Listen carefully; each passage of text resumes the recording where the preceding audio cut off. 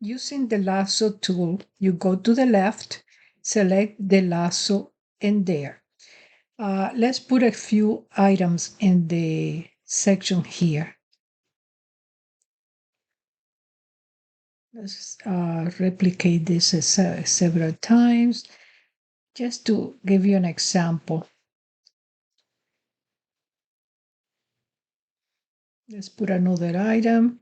Let's say this flower here.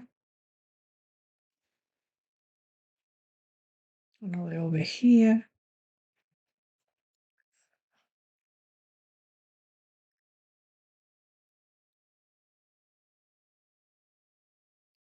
Okay. The lasso tool is you have to select, decide what you want to do. You click lasso and you go to edit in the top panel. Click preference, click tools over here in tools and go to selection lasso style. What do you want? Do you want the lasso touching each one or whatever is enclosed? Let's select enclosed. Say okay. And then we go and click, and this is what the lasso will do. Anything that is enclosed will be selected. See? Without interrupting the other things around. Let's say if you do the other style, that is tools, and instead of enclosed, you go touch. And then you touch. Let me click the lasso.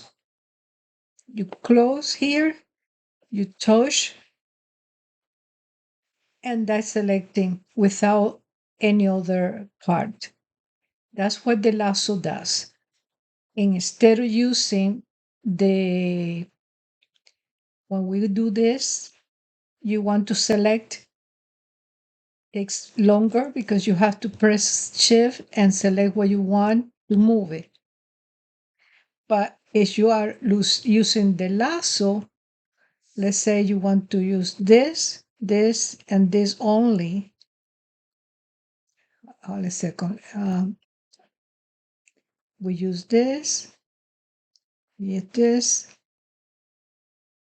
and that's selecting the ones that are touching.